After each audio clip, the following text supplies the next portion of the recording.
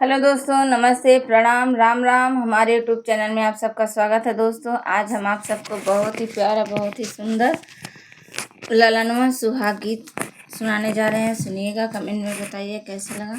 फुल आवाज़ करके सुनिएगा, तभी आपको आनंद आएगा। दोस्तों, बहुत ही प्यारा ललनवा सुहाग गीत है। दोस्तों, आप अपनी प्यार, दुलार, आशीर्वाद बनाए रखिए ताकि हमारा भी वीडियो चले। आप लोग अपना कमेंट में राय ज़रूर लिखें ताकि हम सब आपका मतलब कहा अनुसार गा सके और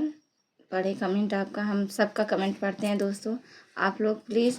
अपना राय ज़रूर दीजिए, आप सबको कैसा लगा। अरे छोटे छोटे मामा के हरियर पतैया, अरे हरियर पतैया, अरे जुरे जुरु बहिबे, अरे रे लाला नवा, अरे जुरु जुरु बहिबे, अरे रे लाला नवा, अरे ओई तारे मोरे बाबा डास पलंगारिया, हो डास पलंगारिया, अरे सोमई चादरिया के तानी रे लाला नवा, अरे सोमई चादरिया के तानी रे लाला नवा,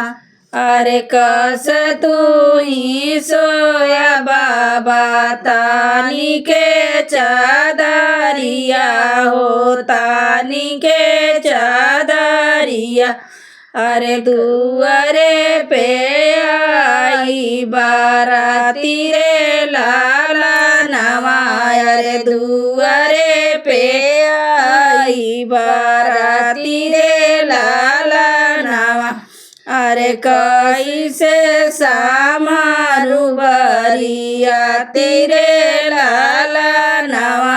अरे कैसे सामारू बरिया तेरे लाला नवा, अरे घोड़ावा सजल आव, हाथिया सजल आव, हाथिया सजल आव,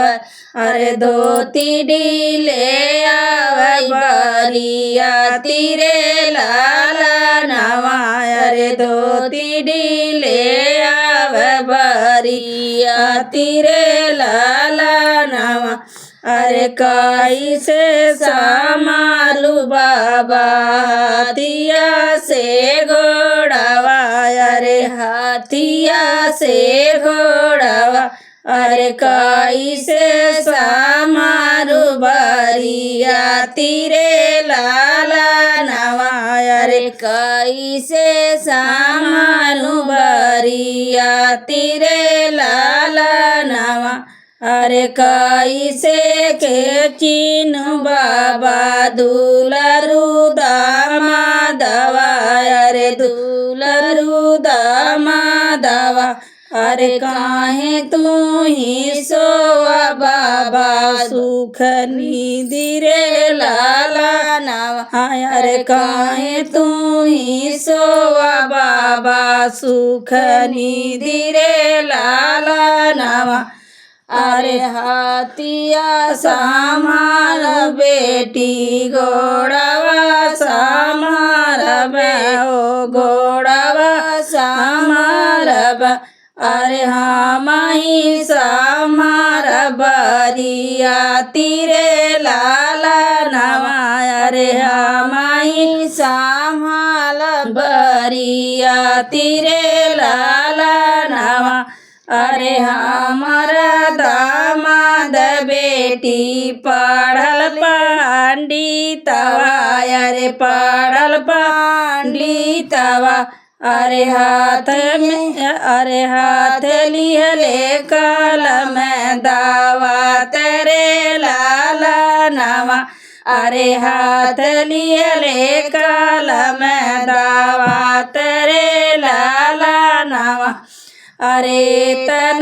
बचनी बेटी सुनहु ना पाई, अरे सुनहु ना पाई। अरे गई महलिया में ल जाई रे लालनवा, अरे धाई महलिया में ल